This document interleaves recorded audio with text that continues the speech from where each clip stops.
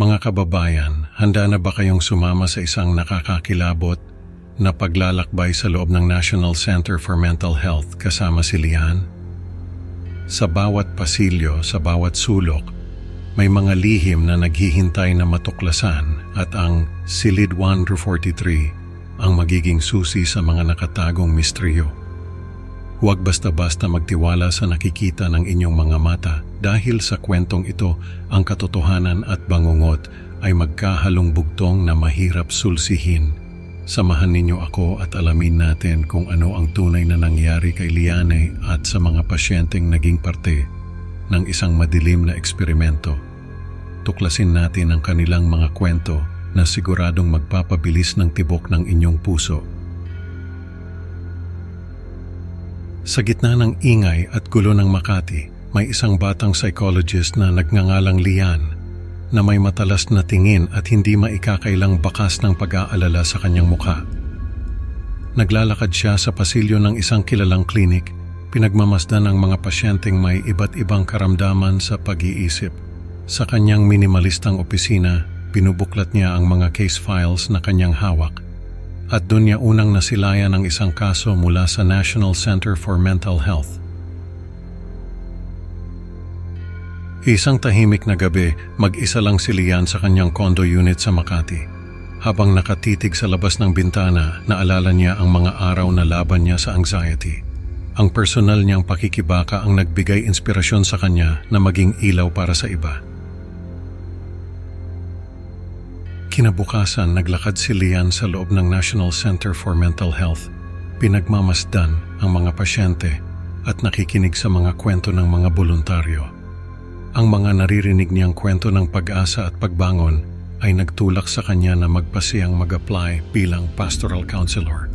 Ano kaya ang naghihintay sa kanya sa loob ng mga pader na ito? Sa kanyang unang araw ng pagsasanay, dumaan si Lian sa masusing security check. Halata ang mahigpit na seguridad ng ospital, pero unti-unti niyang nakilala ang mga gwardya at staff. Habang naglilibot siya sa mga pasilyo, namangha siya sa mga mural na iginuhit ng mga pasyente, mga larawan ng kanilang mga pangarap at takot. Sa isang sulok may maliit na kapilya kung saan narinig niya ang mga bulong ng dasal. Sa isang sulok ng ospital may isang lumang pinto na may kupas na pintura at may nakapaskil na Silid 143. Tila isang palaisipan na naghihintay malutas. Ano nga ba ang misteryo sa likod ng pintuang ito? Ang curiosity ni Lian ay nag-aalab at hindi niya mapigilan ang sarili na malaman ang lihim na itinatago nito. Isang umagang tahimik at halos walang katao-tao sa ospital, naglakas loob si Lian na lapitan ang gwardyang nagbabantay sa may Silid 143. Nakita niyang abala ito sa pagbabasa ng lumang dyaryo. Tila walang kamalay-malay sa kanyang presensya. Dahan-dahan siyang lumapit at nagpakilala, sabay hiling na makapasok sa misteryosong pinto.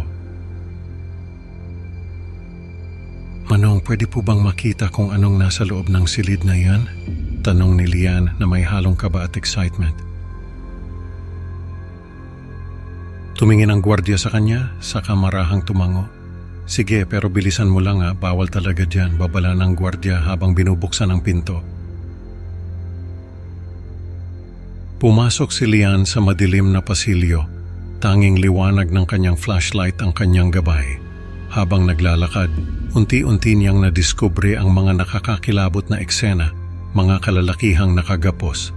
Ang iba'y parang natutulog ngunit ang ilan ay wala ng buhay. At lahat ay may kakaibang IV fluids na nakakabit sa kanilang mga braso. Ano kaya ang susunod na mangyayari kay Lian sa loob ng madilim na pasilyong ito? Sa likod ng isang lumang aparador, nagtago si Lian nang marinig niya ang mga yabag at bulungan. Dito niya narinig ang usapan nina Dr. Reyes, Nurse Santos at Researcher De La Cruz. Kailangan natin malaman kung totoo nga ang teorya natin, seryosong sabi ni Dr. Reyes. Oh, pero paano kung may makahuli sa atin? Alalang tanong ni Nurse Santos. Relax lang, walang makakaalam, sagot ni Researcher De La Cruz na may kumpiyansa. Hindi na nakapagpigil si Lian, lumabas siya mula sa kanyang pinagtataguan at hinarap ang tatlo. Anong ginagawa niyo sa mga pasyenteng to?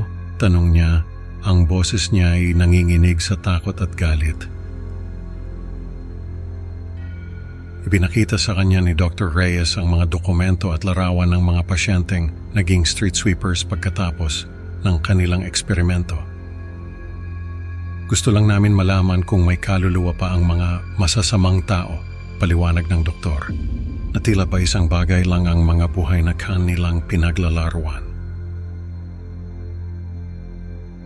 Ngunit sa likod ng mga paliwanag, may mas malalim pa bang misteryo ang naghihintay na matuklasan ni Lian? Nakakapangilabot ang mga nadiskubre ni Lian at hindi niya alam kung ano ang kanyang susunod na hakbang. Ano ang itinatago ng mga dokumentong ito at paano ito magbabago ng kanyang buhay. Abangan ang susunod na kabanata ng kanyang nakakagimbal na pakikipagsapalaran. Habang nagtatalo sila sa gitna ng lumang wing, biglang lumapit si Dr. Reyes kay Lian na may kakaibang ngiti sa kanyang mukha. Ikaw, Lian, may kakaiba sa'yo. Parang mayaman ang iyong kaluluwa, ani Dr. Reyes, ang kanyang mga matay kumikislap sa hindi maipaliwanag na interes. Nangilabot si Lian sa kanyang sinabi at bago pa siya makapag-react, biglang nagdilim ang paligid. Isang matinding sakit sa ulo ang sumibol na parang may kung anong puwersa ang humihigop sa kanyang diwa. Sa isang iglap na walan siya ng malay, ang mga salita ni Dr. Reyes ay paulit-ulit na umaalingaw-ngaw sa kanyang isipan. Ang kaluluwa mo ang susunod na hakbang. Anong mangyayari kay Lian matapos niyang mawalan ng malay? Ang susunod na eksena ay magbibigay ng kasagutan. Nagising si Lian sa kanyang opisina, ang kanyang nooy basa ng malamig na pawis at ang kanyang mga kamay ay nanginginig. Naguguluhan, hindi niya matukoy kung ang kanyang mga naalala ay tunay na nangyari o bunga lamang ng isang masamang panaginip.